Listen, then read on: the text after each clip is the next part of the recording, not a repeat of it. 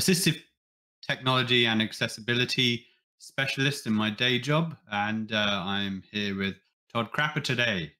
Hello, everybody. Like Jen said, I'm Todd Crapper. I'm a full-time freelance production designer, which is a fancier way of saying layout designer.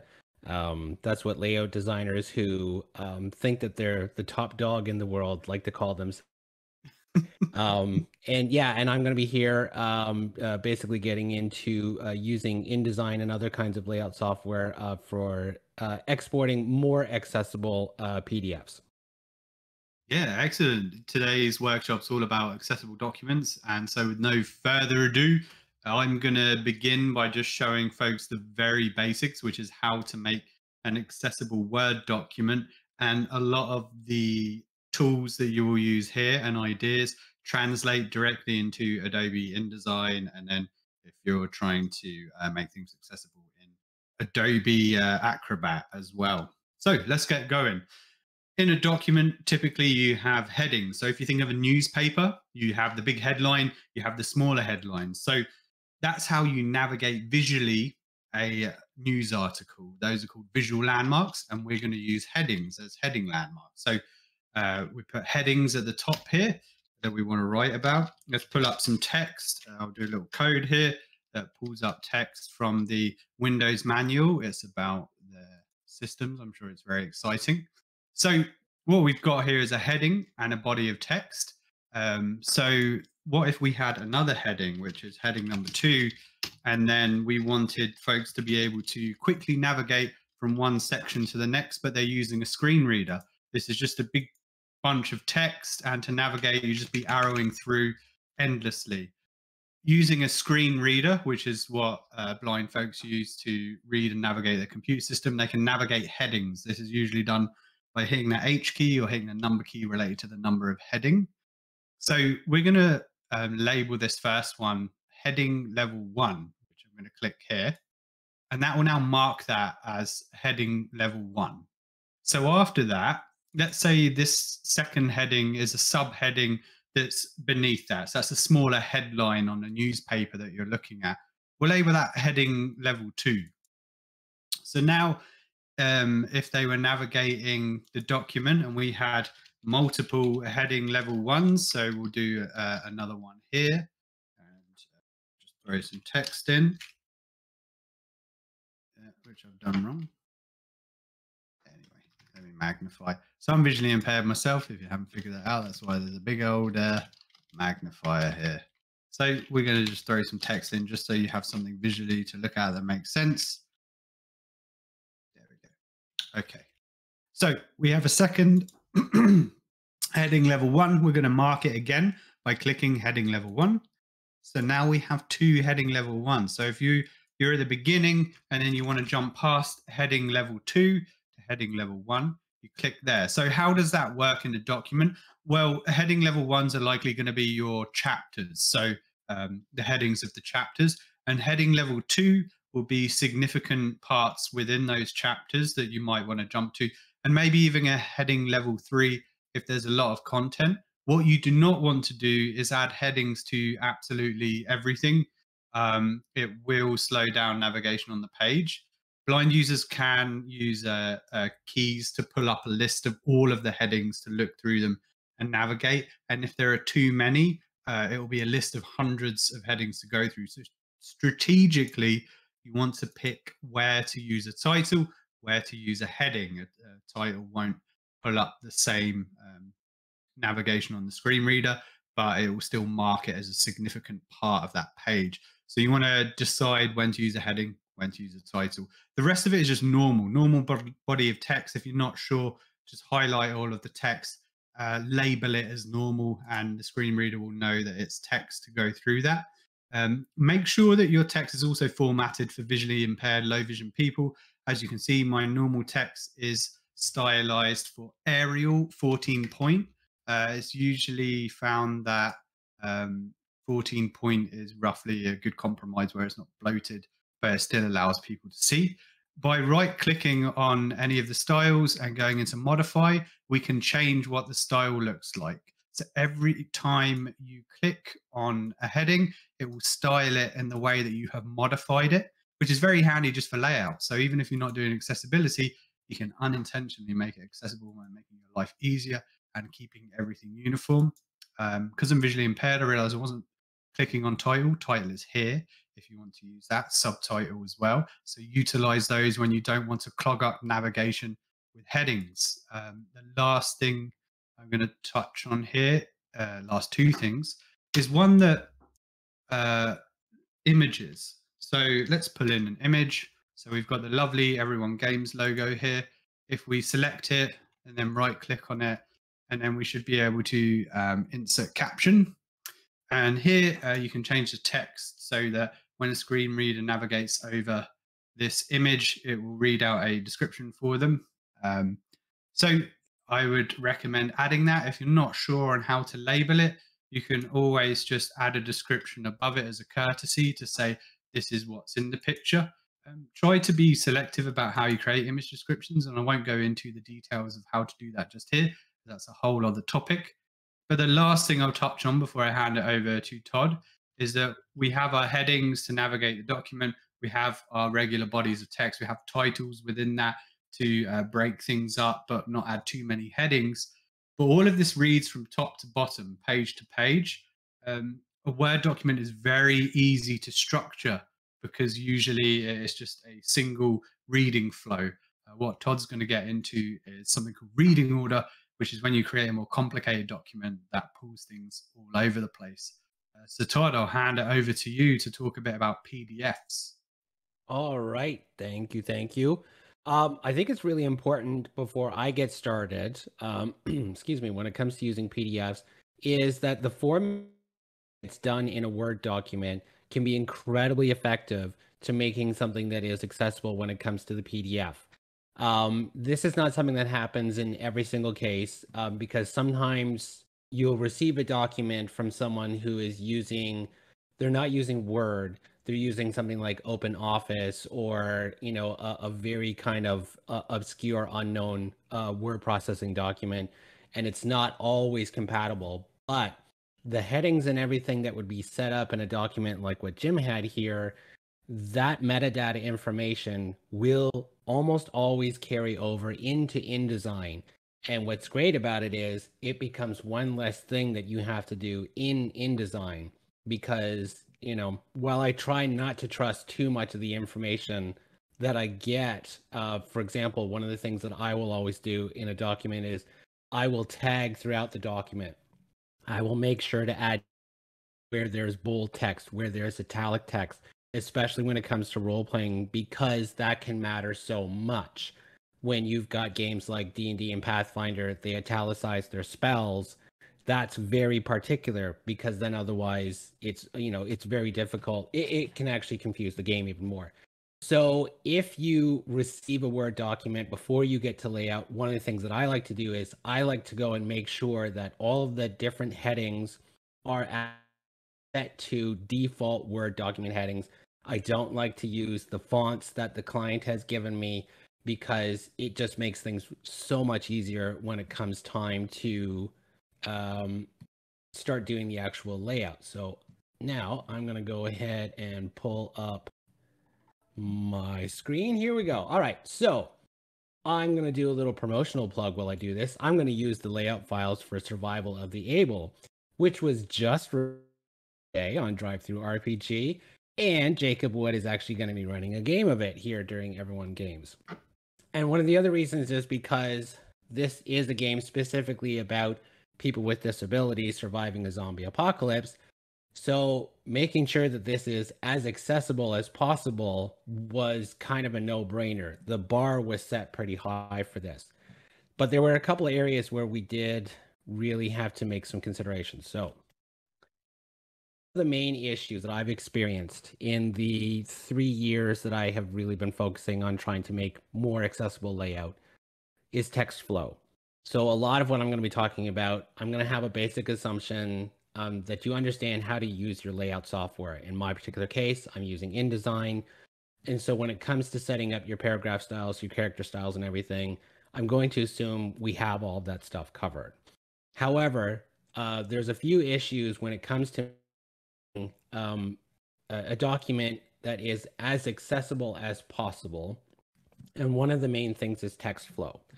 So I'm going to select this box right here, and then I'm going to switch it over to this view. So you can see that there are these lines that are connecting the text boxes, and that is basically the text flow. That is something where if you go up into view and you go into extras, they're known in here as text thread. They're very helpful because they show you how the text actually flows across the document. For example, if this next spread didn't have any text whatsoever, and instead I had like a giant map for the setting, the document would actually continue on page 18 and not page 16. And so as a result, this can be very key for it because the screen reader is going to read the information based on the arrangement of these text threads. So let me get into a little closer view here. So you'll see, for example, I've got a text thread up in here for this information on the zone, and it then connects to this other text box down here where the trait letter information begins. And then it continues on into rolling the dice. But here's the thing. This table is actually a completely different text box.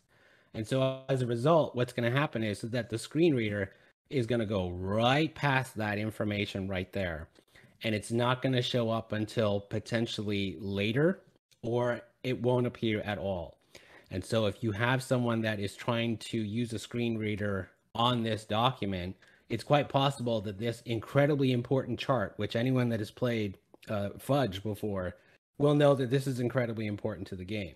So we want to make sure, no matter what, that this is set up in a way so that it is visually appealing, you know, because that's really what a lot of layout is. The emphasis on a lot of layout has always been print first. What we want to do is we want to make something that works, you know, in the traditional print layout, looks very fancy, got good solid fonts, but it is also fully accessible, or as accessible as possible, to anyone that is using any kind of assistive device, that anyone that's got any kind of print disability. So there are a few different ways of doing it, but I think one of the ways that I like to cheat is to go like this. And that's one of the things I like to cheat. So what I'm going to do, I click on this little triangle here, and that will create a new text thread over there. I'm going to go back in, and I'm going to select the table, and I'm going to copy it. And then I'm going to paste it down over here. And now I'm going to get rid of my original one. Then what I'm going to do is see how the trait letter now moves up over into the side here. I'm going to create a new continuation of that text thread, and I'm going to put it down here for now. And I'm going to tighten this up and make sure I've got everything that I need. There is the entire table.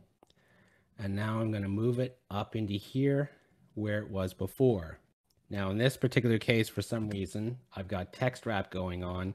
And text wrap is basically where you're trying to not have the text interfere with something else. I'm going to have it ignore that. And then that's when I can bring this back down here and reset it. So now the document looks exactly the same as it did before, but we've got everything set up so that the text actually will flow in the correct order for a screen reader. That is quite possibly one of the biggest issues that I ran into when I first started to actively design for a more accessible layout. I would send it off to, you know, people like Jacob and this as well, and they would come back and they would talk about how the information is so jumbled. And that is because so much of layout, like I said, is focused on basically able-bodied people whose eyes have 18, 19, or 20/20 vision, and it's no issue whatsoever. It's still possible to do that kind of layout, but you have to take in these kind of considerations for people who may need to use some kind of an assistive device. One of the other things, here we go. Here's an example, and I'm going to get rid of that little blood overlay because we don't need that. Now, one of the other things that happens is artwork can be such a crucial example in, RPGs in particular, where you've got a very specific piece of art and you want it to stick with a very particular part in the document. One of the things that I try and do, I try and have a single layout file that can then be exported for a variety of different things. And that includes EPUBs, and that can be the two types. There's the fixed layout, where it basically is kind of like a PDF, but in the EPUB format. And then there's reflowable EPUBs, and that's where you can change the size of the fonts. You can even change what the font is and everything like that to customize it to whatever it is that you need on your device. Artwork can be really tricky if you want to try and do it like that. So I'm going to show you two ways that we've done it before. The first of which is known as anchoring. And that's where when you first click on a box, and I think what I'm going to do is I'm going to change the color to something far more obvious so we can see what I'm selecting. So there's this black box that's right over along kind of the top right, not quite in the corner. And we want to click on that. And that's going to set up an anchored object. Now, what that's going to do, let me go back on here, is it's going to connect this image and it's going to constantly say, okay, so wherever this cursor is, right here, we want to make sure that this image stays with that part of the text. And you'll see that there is a dashed line that connects to it. So if I start going like this, the art is going to hold and it's going to stay there all the time. Now, this is not always 100% guaranteed. It works every single time. And in fact, even with Survival of the Able, we were constantly running into some issues with it. So here's one of the things that I've started doing and recommending to a few of my clients is that if that's going to be the case and you've got important art, create an art gallery as like an appendix at the end of it. There are ways of getting around it. And even then too, in the print version, these just make for really handy references so that you can turn the book over and you can show something to the other players without accidentally revealing the stats for the next zombie that they're going to fight. And I'm not saying that because that's ever happened to me. No. So there are a variety of ways of doing it. And in many cases, I use the term cheats simply because accessibility layout is still a work in progress when it comes to it's kind of one of those things. Adobe only does so much. Scribus does even little, for example. So you have to be able to find ways to kind of make it work with the tools that you have and with the goal that you want to have something that works for as many people as possible using the same document. I'm going to give you an example of some of the other ways we've included on here. So there may be some of you watching this and you're noticing that there's a lot of red in the text. There's red in the headers.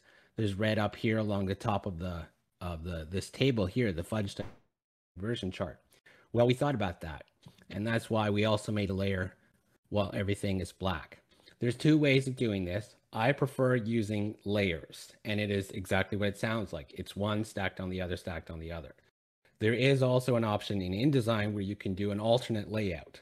But I like using layers because what I like to do is have it so that all these different kinds all use the same text on the same page. Now, the reason why the art's missing there is because we anchored that image just to the one layer. So I'm going to go over here to something that's a little easier to look at. So here we've got everything that's written in an Arial font, everything in an Arial font. We've also got another one here where everything is done in a dyslexia-friendly font. And then what we're able to do is we're able to make that comparison and say, okay, so that no matter what if I tell anybody who's looking at anything other than a reflowable EPUB, you can say, oh, the trait ladder is on page 15, and everyone can turn to page 15. So that's one of the things. Now, this is a quote unquote kind of more advanced level of layout, but it is definitely one of those things to take into consideration as far as like the things that you want to do to make it accessible. That is going to then bring us to using alt text and captions. So let's use this picture right here. I'm going to right click once I figure out what I'm doing here. So down over towards on the menu bar, when you right click on an image, are the object export options. And you click on that, and then right away, there's alt text that appears. And in this particular case, we've got the alt text, this particular image, and it says a 2-panel split image. In one, a man is devastated that wine bottles are destroyed. In the other, he is clutching a wine bottle to his chest. Now, this is something in this particular case, this alt text came actually from the art descriptions that were given to the artists when they made these particular pieces. Because for the most part, it is, they're giving that same kind of evocation that the artist needed to demonstrate. Sometimes you need to make an exception for this. There is actually an article, I don't remember which issue number it is, but in Accessible Gaming Quarterly, there is actually an article that talks about writing alt text and captions for people with print disabilities. And so that's basically it in a nutshell. It's a matter of going through and making sure that all your art has some kind of alt text on it. And doing alt text and captions is necessary. If you're going to do a caption, well, then that's something that a screen reader can pick up. One of the things that the way I like to set it up like this is because if I do want to set up a caption, once again, I can right click, I go here to captions, and I'm going to do a caption setup. Oh, no. Oh, okay. So let me go through and change my settings on that. So I can just show you all my screens. Give me a sec here, everybody. Don't mind me. This is my first time actually doing streaming like this. Here we go. That's fantastic. And now, while Todd's doing that, I'll just jump in and mention that Todd's going straight in, assuming that you know how to begin formatting a document. The stuff we covered at the beginning with headings and bodies of text, you can label everything within InDesign with those same labels if you're not importing it from somewhere, and then you follow the rest of the process as Todd's showing you. It's fantastic. Thanks, Todd. Not a problem. Okay, let me just see if everyone can see all of this now. There we go. All right, perfect. So let me go back in here and we'll get this oh so simple alt text description of this image, which is Agnes swings a torch at a zombie. Ba-boom. And now we go into captions, caption setup. In this particular case, because I've got quite a bit of space underneath, I'm going to put the text after. I can set the paragraph style, which I'm just going to set to body. It's going to go below the image, an offset, and that is basically the space that's underneath. And I'm going to set it up in the same layer as the image. And then we right click again to generate static caption, and boom, there is a caption at the bottom. Now, the fact that it actually says the actual name of the file itself is not something we want, but for the demonstration purposes here, that it is basically effective. But yeah, you don't need to do both. If you have alt text on an art piece and you have a caption, the screen reader is going to read both. And it becomes one of those things where anything that disrupts basically the reader in any way, shape, or form, it takes them out of the actual enjoyment of the product itself. And so the goal is to make it something where if you're someone like myself, like I currently do not have any vision issues or anything whatsoever, but it's one of those things where, you know, I like to think of it as a screen reader is basically like listening to a radio drama of your layout, but if that actor is not very good with voices, but it still comes down to hearing everything in the proper order, and anything that will disrupt the reader in this case is not something that you want to do. And then really, let me see, there's a couple. Yeah, so that's that for that. Now, when it comes time to actually doing everything, and like I said, once you've got all your layout, this is the same file that we use for creating our print copies or creating our digital PDFs. And with the exception of the reflowable PDFs, reflowable EPUBs, because we were running into way too many issues with that. We were already starting to run behind schedule. So I cheated and I made a different layout file for that. But the idea is one file to rule them all. And when that happens, let me get into, I've got some samples here to start to show everybody. So here, let me show everybody. This is the fixed EPUB of the book. And it doesn't want to actually show it to anybody. Why? Probably because I'm actually doing a live stream. Of course. Because I know it worked when I checked everything this morning. All right, fine. Then this is how we're going to do things. All right. But anyways, you're going to have to trust me on that. Or maybe even better yet, go buy a copy of Survival of the Able. Yeah. Because then you'll receive a copy, says the guy who used to work in marketing. So, like I said, the main thing is that we've got all of our text threads are going in the proper order. And before I go and export anything, that's what I'm looking for. Okay, that moves over here, that goes over there. I didn't worry about connecting or anchoring the artwork into the text because we took all that art and we put an art gallery at the end. Once again, we cheated, but in a way that works for everybody. And now, once everything is all said and done, and like Jim and I have said, we made some assumptions that you have you've applied and made everything look the way that you wanted it to work, and that everything is nice, clean metadata and everything like that. In InDesign, there's a little thing here for pre-flight. You definitely want to check that to make sure that there aren't any errors. So, for example, even something as simple as not actually having the correct font. That's one of the things when it comes to layout software. It's not like a word processor where there's just Arial and then you apply italics to it. You have to have Arial italics as a specific sub font. Not having that can actually break it for some screen readers because there's no universal system. It's basically, as I understand it, there's like at least a dozen different versions and they all recognize software and text in their own way. So some of them break if you have font errors in your layout.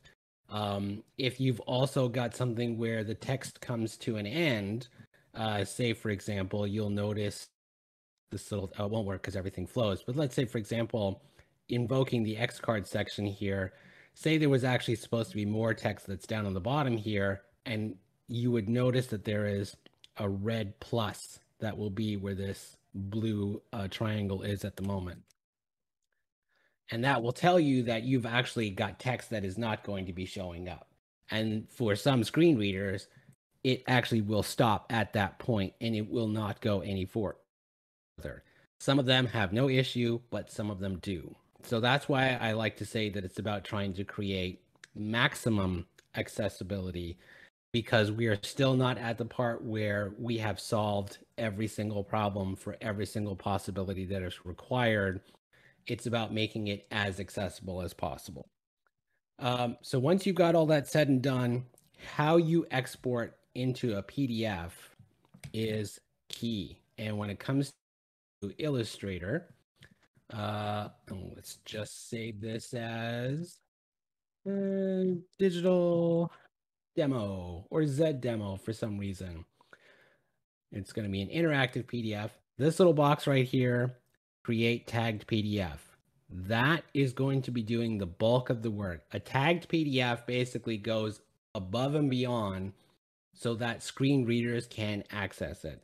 without creating a tagged PDF, you might as well provide everybody with a photocopy of a printed book, because that's how accessible it's going to be.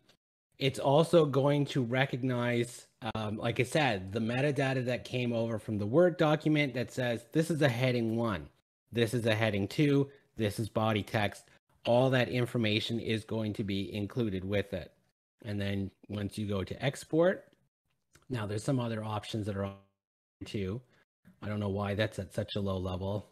It's intolerable for me. And there we go, bada boom. And then it's going to go through the process, and then it's going to export the finished file. And that is going to look something. Now, I don't actually have a screen reading software on here, but there is a default version that comes with. And so let's activate out loud.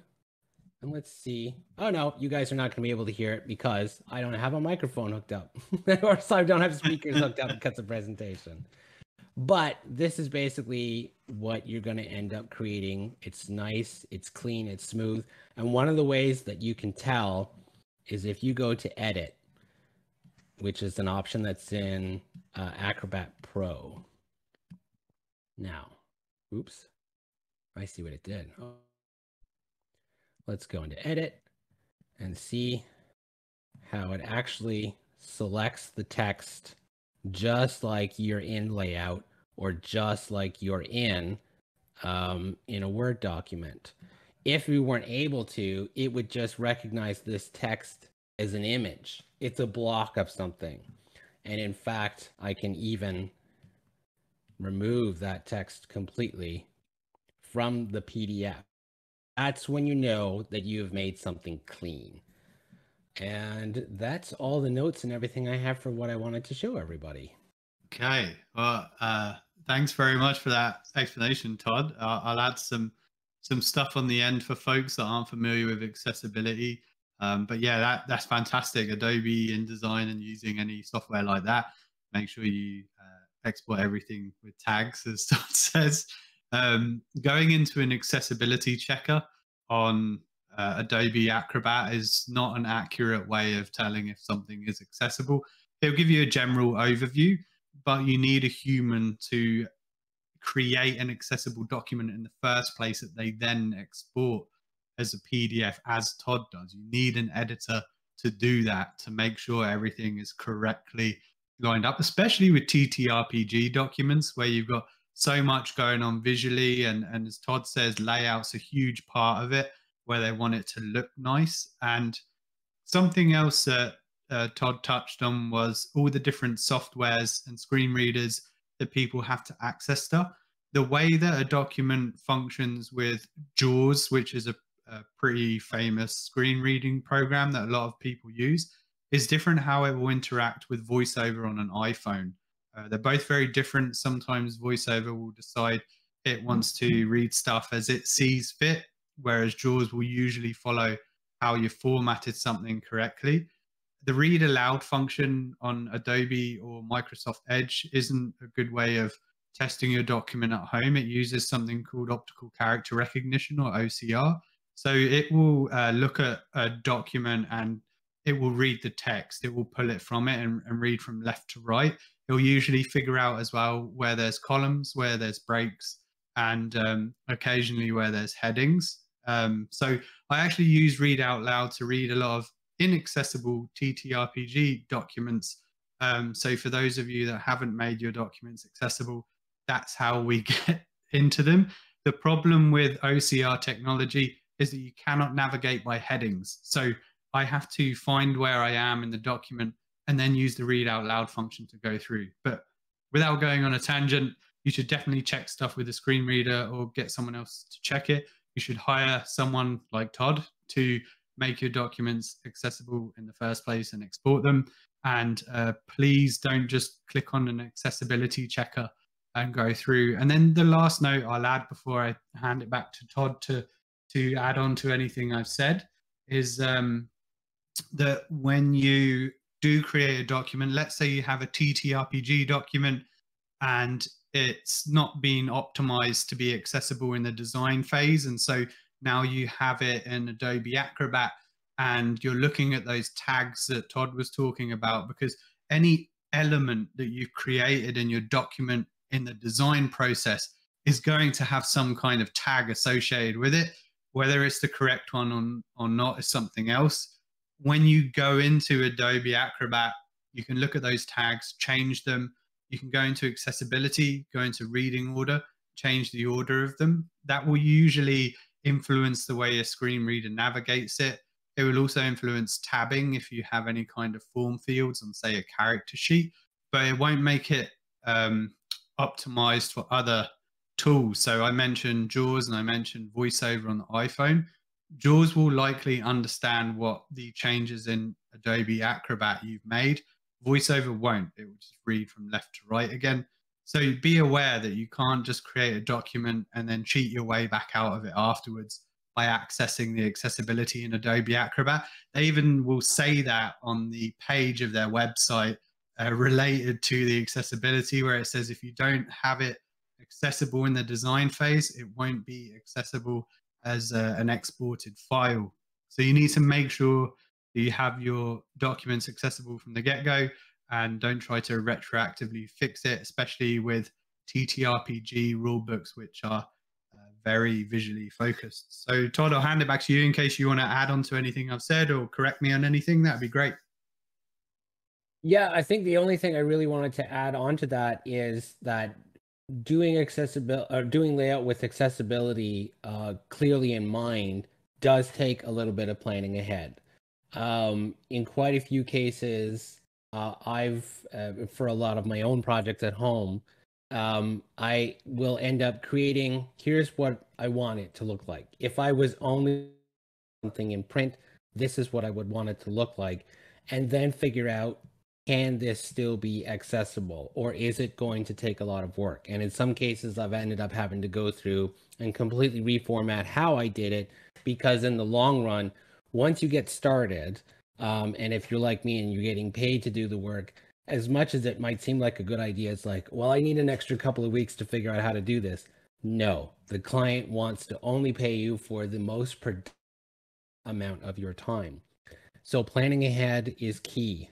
I have, for the last couple of years, have been trying to work with some publishers on getting existing titles more accessible, and going in backwards and basically ripping them apart and then trying to stitch them back together.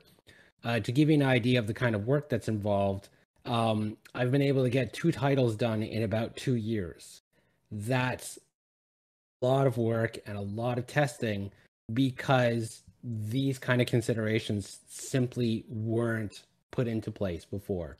There were, basically there was no sense of tagging. Everything was made as if it was just, no, we're only going to print, and PDF is a nice little option.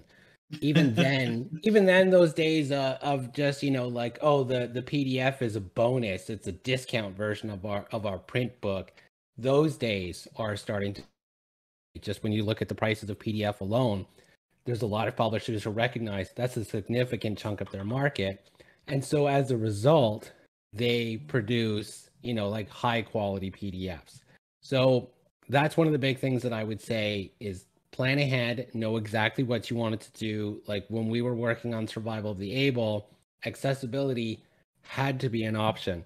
It was going to be incredibly hypocritical if we were to make a game about people with disabilities, but then actual people with disabilities couldn't access the product. You basically might as well have been giving a middle finger to every single person as they downloaded your product. So, it's one of those things where I think, as much as I would love to see more and more publishers and creators going back into existing titles and making them all accessible and everything, the amount of that it requires, based on how some of these old files were set up, it's not always practical. So it's about moving forward and planning ahead and being considerate. And for me personally, it's one of those things, now that I have this in consideration, even for titles where accessibility is not an issue whatsoever for the client, I had one title actually, and it was never meant to really. It was meant to go to print only, and once again, bonus. But because I was so used to setting things up for accessibility, I always had all the text flowing in the right direction. And then the client came back to me and said, "Hey, you know all those sidebars where everything is white text on a red background? Turns out a lot of people can't read that." Because there was this assumption that it's just like, oh, no, you have to be completely blind in order to have a problem reading white text on a red. And it's like, no, you just have to be over 50. And in some cases, you just have to be over 40. And so he said, we need to go back and we need to do something. We need to change this. We need to make it more accessible and everything like that. And I said, no problem. Within a matter of hours, and we're talking about a 500-page book. In a matter of hours, I got a 500-page book accessible, screen readable, because I already set it up to work that way. So when you have extra time to plan ahead and consider this, like in your layout setup, it is going to save you so much work, and it's going to make you a hero for so many people. I mean, like parades in the street level of hero. I mean, So it's that's all I have important. to say on that. Yes. Yeah, it's important that you say like print disability, not necessarily screen reader accessible, right? Because yeah, people have dyslexia, color blindness, other conditions that might impact their ability to read the text. And I Yeah. think I think another thing is that, if you're watching this and you're thinking to yourself, well, it sounds like accessibility takes just as much effort as visual design. I mean, it does. As Todd says, you have to plan in advance, and his understanding of how to plan in advance comes with experience. It obviously costs money, and as well, it takes additional time, as sometimes layout does anyway. So if you're looking at this thinking, well, I am a small publisher, I can't afford to do that, make a plain text document and then add some headings to it in say a Word document and release that. I know that the game Knave, Knave, released a Word document with it so that you can edit yourself, but unintentionally released an accessible alternative to the PDF of the document. There's no shame in that. A lot of publishers seem to think that releasing a Word document is somehow unprofessional. It doesn't look as nice, and therefore, it detracts from the value of their property. That's untrue. It makes things more accessible to everyone. And as Todd mentioned earlier with his layers, which I funded through Kickstarter years ago, I think is a fantastic idea to add layers to documents of different various accessibility needs. Options are important. And if you can provide more options for people to download your book, more people are going to use it. And in a market that's saturated by TTRPGs right now, it's very important to try and get your game to as many people as possible. Yeah, exactly. And especially too, because there are so many titles that aren't very accessible for people, even just that little difference, and like I said, that's one of the cheats. Like if it's one of those things where the layout that, for example, Mork Borg, for that one to be accessible for print disabilities, that thing is, I can't read it. And it's like, I don't require glasses to drive or anything like that. And yet I'm looking at this thing going, I feel like an old man and the kids these days. But for them, someone then came out with a version where it's just like, here, it's just a Word file. Here's all the text and everything you need, way more clean, nowhere near as quote unquote visually appealing. But that makes a huge difference for people that want to be included in an industry that has always touted itself as including the underdogs. Well, when it comes to layout, any ways that you can cheat, if you can make it all work in a single layout file, awesome. If not, there are other ways of doing it. And putting in that effort to say you're trying and you want to offer it who can't make use of the initial layout, that goes a long way. Yeah, it's funny because having different options for people to download. People think they want their product all in one format, one document to rule them all, as you say. But in reality, people are different, and so your product should represent that by having different options for it. If you're sitting there and you're thinking, okay, Jim, well, I have a fancy PDF that I had someone make me. I don't have the money to have the document made accessible. Okay, I can make a Word document then. I can throw that together, put some headings in, experiment with that. But I don't have anyone to test it and I don't know how to. If you're on a Mac or a PC, there are built-in screen readers that you can use to test. On the PC, it's called Windows Narrator. You hold the Control key, the Windows key, and hit the Enter key.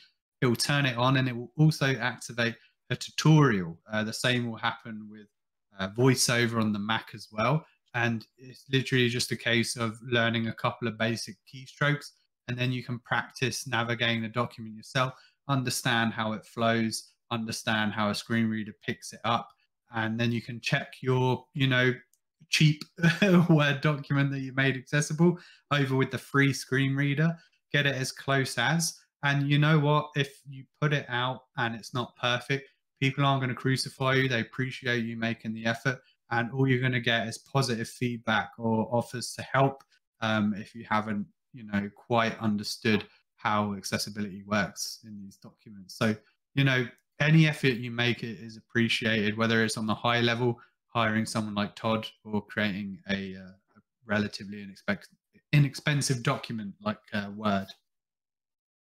And even too, when it comes to like the work with the vision layers that I've been doing, we have basically recently come to the conclusion that so the initial goal with that program was to create a single PDF where it would have layers that you could then use and select and turn on and off as much as you want. So in the case of Survival of the Able, you would go to the layers and say, oh, the red font, I can't read that. So I'm going to turn that off, and I'm going to have the black font on. Ooh, that header style, it's too gothic-y. I can't quite make out what it says. So I'm going to turn that off, and I'm going to just have the easy to read font. I can't see the color red. I have a certain form of color blindness, so I don't want my artwork in full color. And then the idea was that you could customize the PDF once again so that all the same text is on the same page and everything flows the same. But then the issue that we were running into, that some screen readers would read all the font layers one after the other. So if you were on page 3 and you've got 4 different font layers, it will read page 3 4 times before it moves on to page 4. Now that's obviously incredibly annoying. Once again, it goes back to, it disrupts from the reading experience. It'd be like if you're actually going through and reading a book and you read, and then you turn the page and there's page 3 again, and then there's page 3 again, and then there's page 3 again. And it's not even telling you anything important. It's not even getting into the game. So it's one of those things where we had to adapt and we had to adjust, because the goal was to make something as accessible as possible. And if making a single document wasn't going to work, for these titles in particular, I've got a couple others who I think it might actually be possible, because the text made a lot of work. The issue was that some people aren't able to make out the artwork. So we basically adjust, and rather than trying to set this target where every single title is exported the same way, we basically make as many versions of that title as plausible. And that's the goal. So once again, we cheat. We figure out a way to make it work. If honestly speaking, if I had a title that was like, Board came to me and said, could you do vision layers for this? I'd say, you have a Word document, right? Just do that. Because it's gonna be so much. Even then too, once you because they have text wrap, and the text doesn't even flow normally, and then sometimes it's right aligned, sometimes it's left aligned. It is very intentionally and specifically designed to do what it does, and so as a result, you'd have to do a completely different format in order to make something that's. If that's what it takes, then that's what it takes. But like Jim said, even if it's one of those things where you can't cover all the bases, as many as you can cover, it's still better than the absolute nothing that so many, even myself, when I first started, it wasn't a consideration. It wasn't until I started to hear back from some of people who were buying my stuff and saying, oh, you read text. I can't read that because I have a very particular form of color blindness. And so I'm missing every time you use a new game term, you put it in red bold. I don't know what that is. And so I'm missing the definitions, which is a key factor in learning a game. And so as a result, that's where I started to learn, okay, I got to stop doing that because, these are people who I want to play my game, and they want to, they love but I'm doing something that is excluding them from it. And that is, as we all know, that's not cool. Yeah, I think as Todd mentioned earlier in our stream, a lot of the community talk about inclusivity, but it isn't necessarily always there when the product is finally released. We've all encountered it in one way or another. I think allowing time for your designers and people doing layout to incorporate more accessibility is something that the people designing, on the back end need to be aware of and need to allow for if they really want to inclusivity in their products. And I found that the people designing them, as Todd says, the ones getting feedback on products they've made, they want the most amount of people to be able to use it. That's whether they're an editor or an engineer, they want people to use their products. And so they're the ones that usually work on the accessibility, and the people that design on the back end don't really take it into consideration. I think timelines should represent that as well. But Todd, did you have anything you wanted to wrap up with? Did you want to plug yourself, stuff you're working on? The only thing I want to plug is Survival of the Able from Jacob Wood and Accessible Games. I'm gonna go so far as to say that it is, to my knowledge, the most accessible tabletop RPG on the planet.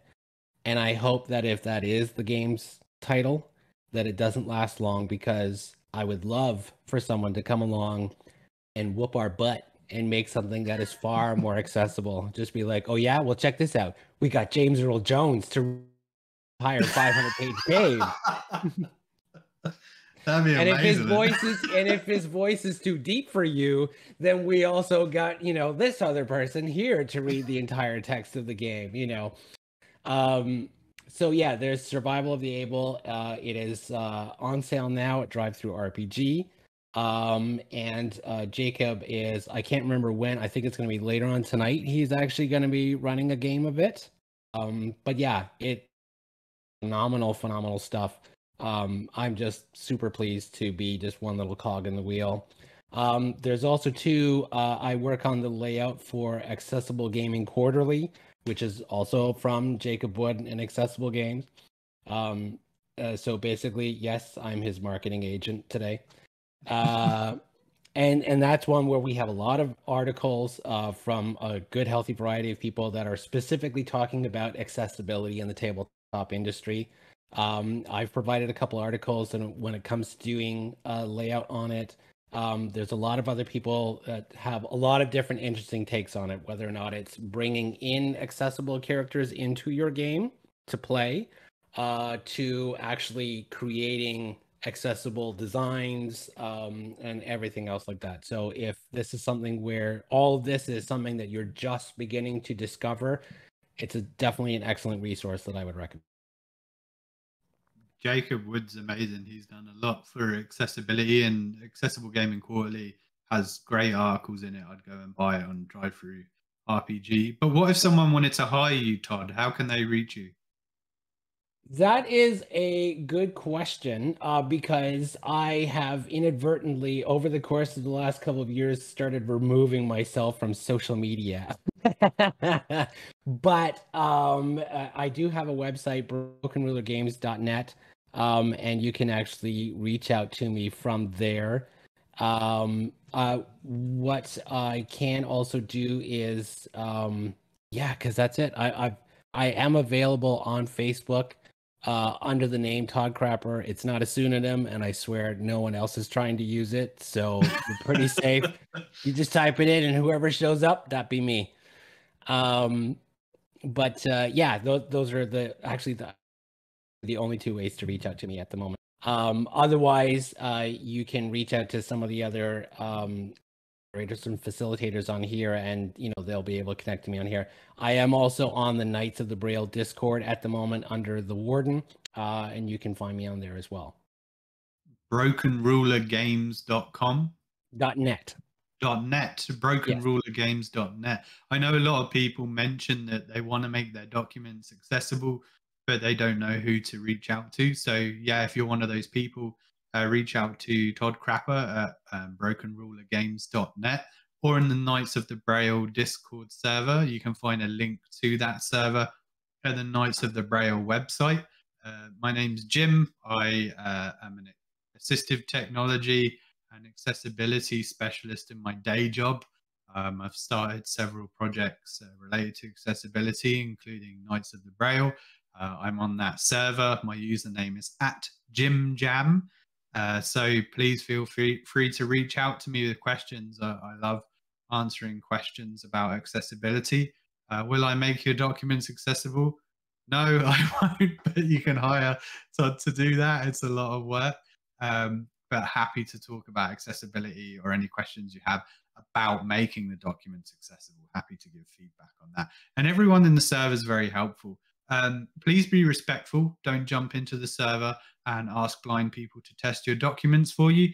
Pay them to do so. That is their time you're asking for. People's time is valuable. And it's not a case of you asking them as a charitable function. Well, I'm looking to make my game accessible, and so therefore you should be grateful that I'm asking you to test it. I'm not trying to sound mean. I'm just saying you should do it anyway. Don't expect people to test it for free for you. Yeah, so please be respectful of people when asking questions in there. Questions are fine. Just be mindful if you're asking for their time. But yeah, thanks so much for giving such a great rundown on accessibility today, Todd. I'm sure the YouTube video will be very helpful to a lot of people online as it goes up after the stream. No, my pleasure. Anything I can try and do to help out. I'm trying to plant the seeds because I know it's only a matter of time before I will these tools to be fully functioning across the board on every single RPG. So anything that we can do now to make things better in the future is worth it. Yeah, and tune in tonight, 7 p.m. Eastern Standard Time on the EveryoneGames Twitch channel to view Survival of the Able, the game Todd was talking about today, run by the creator, Jacob Wood. And yeah, stay tuned for the rest of the EveryoneGames event. Thanks, everyone.